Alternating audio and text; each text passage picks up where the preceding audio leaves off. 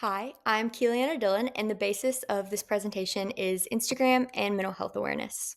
Social media greatly impacts mental health, so Instagram began reflecting on its commitment to ethical communication, user well being, and corporate social responsibility. Instagram communicates the changes that it makes through direct updates or notifications within the app, posts, and public statements, emphasizing its commitment to creating a safer platform for everyone. By prioritizing mental health, Instagram aligns its corporate actions with social values that promote positive user experiences and ethical engagement from all parties involved. The research of our group aims to shed light on the importance of mental health while also showcasing what Instagram is doing about it. Why mental health matters. First up is a video clip, compliments of Psych Hub, of a fictional character sharing her story about mental health and the effects that social media had on her. Mental health is an important topic for everyone, but is something that many college students struggle with in such a difficult time of transition from their hometowns to their move to college. I had to read each and every response to my posts. I wanted to know exactly what people had to say about me, no matter if their words were good or bad. I had more friends on social media than ever, so why did I feel so lonely? Hey Mackenzie, pizza downstairs. Come meet our new neighbors. I didn't go. I felt nervous about meeting new people. Then I started thinking, why am I even paying to be in college? I wasn't enjoying my time, and my grades continued to fall. After months of feeling this way, I reached a breaking point. I posted, I don't think I can do this anymore. College isn't anything like I expected, and I can't rely on anyone. One of my friends immediately responded, I'm coming over. Stay where you are. there are lots of great things about social media, like giving support, feeling less lonely, sharing ideas, feeling understood, and having a sense of community. But there may also be drawbacks to too much social media use, like increased nervousness and sadness and lower self-esteem. Little by little, I started to step away from my computer. 1. I monitor my screen time. I keep track of how much time I spend on social media. My phone actually has an app that helps with this, making it easy to monitor. 2. I'm more selective with the people I connect with. Before making a new connection on social media, I take a moment and ask myself if this connection is something I need or want. 3. I take a break from social media. Every week, I choose a day where I enjoy my life without social media as a conscious choice. It isn't always easy, but it is an important rule for me. Managing my social media use is one of the many techniques I use to keep my mental health on the right track. While this is a fictional character and a fictional story, it's a representation of the reality that many individuals face each day.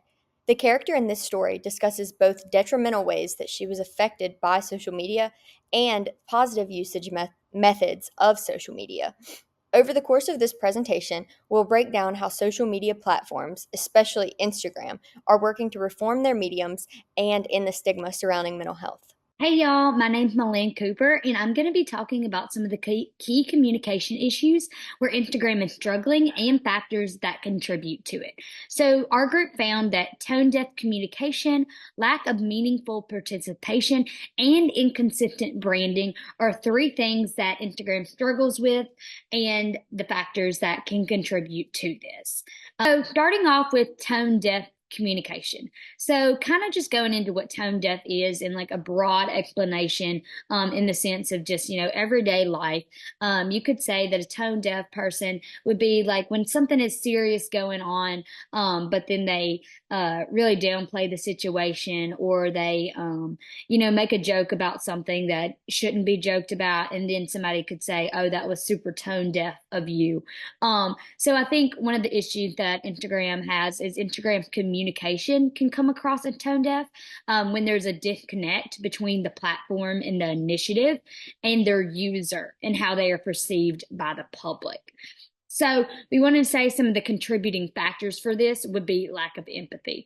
So the communication strategy might not fully account for the diverse emotional responses users have towards social media, especially younger users who may feel pressured by the very image-driven culture Instagram helps perpetuate. Next, we have lack of meaningful participation. So the issue is that many of Instagram's initiatives are met with a lack of genuine engagement or participation from its base, which raises questions about the platform's credibility and authenticity of its efforts. So a contributing factor or example of this would be misalignment between brand messaging and the user experience. So Instagram may communicate a desire to create positive change by promoting that wellness that I was speaking about, but users may not see the tangible benefits, making them skeptical about engaging in new initiatives. So although Instagram is trying to create these changes, things of that nature, the users may not actually see the use for it or their outcome, how it's going to benefit them. So if the participation, would it be meaningful? Would it really contribute to their life? That sort of thing. And then we also have inconsistent branding. So the issue of this topic is that Instagram's messaging about mental health and wellness can seem contradictory to its brand identity, leading to confusion among users and stakeholders. So to the world, most people are going to see Instagram as a more exterior, self-serving platform because it is for you to be able to promote yourself in that nature. So there kind of is a little bit of inconsistency among the brand promoting well-being and mental health, while ever the overall arching brand to most people is going to be more about yourself. So another contributing factor you could say would be profit over purpose. So Instagram, a part of Meta, formerly known as Facebook, has a strong profit-driven motive. This sometimes conflicts with its more sounding messages about well-being or social justice. So the emphasis on influencers and monetized content can be contradictory to well-being. So basically, are these messages real, or are they being pushed because they're being paid for it? Now we're going to move into how Instagram combats the challenges that we just spoke on through organizational communication. And I would like to talk about organizational change. So first, I want to break down what organizational change is. There are organizational life cycles, which are the natural changes of an organization. Then there are planned changes, where an organization makes a change because things are not currently working out. And lastly, there are unplanned changes, which happen during a crisis. When change happens, it requires employees and people outside the organization to buy into the changes. And this buy-in can be done through managerial strategy. So Laurie Lewis and her colleagues, this is in our book that we're reading, highlight that change can be driven by current fashion or fads. And Instagram is all about fashion and fads and all that kind of stuff. Instagram is really great at garnering symbolic participation as a resource, and using their stakeholders. So these three ideas combat challenges that were just shown previously. So, for example, symbolic participation creates the impression of support and buy-in during change. So whenever they are having issues with lack of meaningful participation, this symbolic participation by their organization is vital. Participation as a resource is also a great tool that Instagram uses. So one thing that reoccurs for Instagram is the public can see their platform as tone deaf, like I was referring to. So gaining information through participating and making active changes that the public wants to see is very helpful. So often Instagram will do things like, it's like, did you like this post? Like, was this advertisement helpful? Like, is it something that you would want to see again? So you just having that participation as a resource, so it can try and shrink in that tone deafness as much as possible. And then lastly, for stakeholders who are considered in the change process, these can be people like you and I, who are just users of Instagram, and then also who actually have a financial buy-in into the company. All things, people who work for Instagram, all those people are stakeholders. But Instagram viewing its users as stakeholders to be able to understand their concerns, this will help combat with its inconsistent branding. These are just three ways that Instagram uses organizational change to combat their issues. The second application of how Instagram is combating the aforementioned challenges that we found is processes of emotion. So, processes of emotion in the workplace and how Instagram creates change. The first thing, bounded emotionality, is making emotional life a central focus of organizational research and considering how paying attention to emotion might lead to new ways of understanding within the workplace. So, Instagram is taking that concept of bounded emotionality and running with it to incite change. Emotional work is when workers feel genuine emotions on the job and express those emotions in their interactions. Instagram workers were deeply burdened by the mental health decline in this generation and decided to hold several mental and physical health campaigns over the course of 5 months. Additionally, because Instagram wanted to promote user well being, it's added optional features such as hidden like counts, teen account features, and an Instagram guides feature, which allows mental health professionals and influencers to share educational content on topics like mindfulness and self care and coping mechanisms.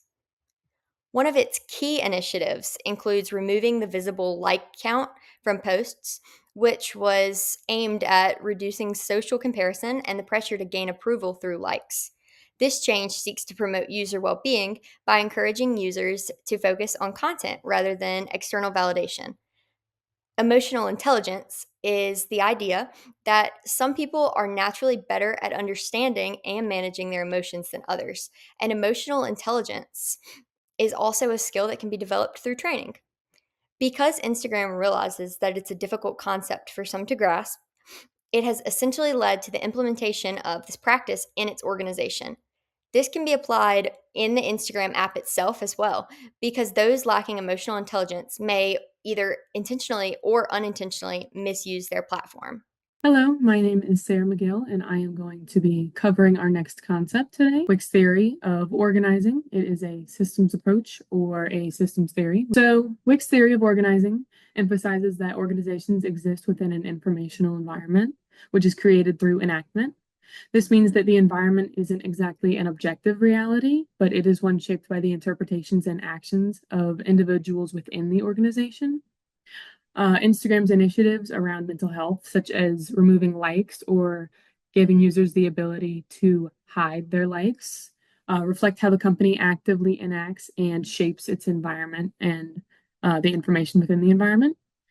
Employees and users interpret these changes differently based on their, unique perspectives and ideas, and just it creates varied responses to Instagram's efforts.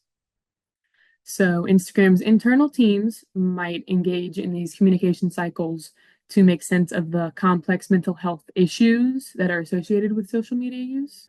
The decisions and initiatives are not really just a straightforward one. They involve a cycle of feedback, questioning, and adaptation. The company uses communication to help staff understand the importance of this shift, and they essentially encourage a shared sense of purpose in promoting mental well-being. And externally, Instagram might communicate with outside users through user testing, press releases, and so on. Questioning is the uncertainty that arises in these complex, uncertain situations that Wick's theory of organizing covers. When Instagram announces changes, such as their Instagram for Teens feature, users may come out questioning the motives behind these changes and answering these questions. Instagram can address these questions and clarify their intentions. The retention process can also prove important in this case study, as Instagram responds to user feedback about its mental health features. And this feedback can allow Instagram to really refine its approach and maybe even retain successful strategies and or ways to improve for future updates. Instagram should focus on closing the gap between its mental health initiatives and the actual user experience. To address tone-deaf communication, which is something that we addressed earlier in this presentation, they could possibly use more transparent communication on the real impact of social media on mental health. And this would really ensure that all messaging from Instagram aligns with their mental health initiatives and user values. We could encourage influencers and content creators to join the conversation on mental health. Instagram is very influencer driven, so I believe that including these individuals may help drive the message and really hit with the target audience.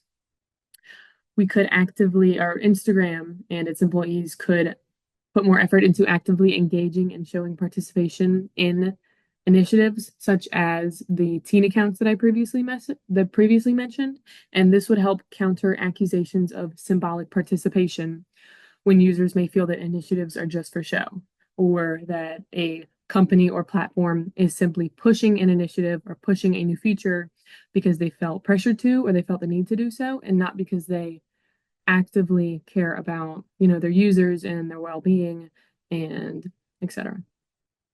Finally, I believe that the platform may even do a better job of involving users in real-time feedback, specifically addressing uncertainty around these new features. This sense making, which is a part of Wix theory of organizing, can be expanded even to help outline the platform's identity with its initiatives. The goal for all of these recommendations is really to help ensure a solid approach to both mental health promotion and keep in line with the Instagram experience. That is all for today. Thank you so much for listening.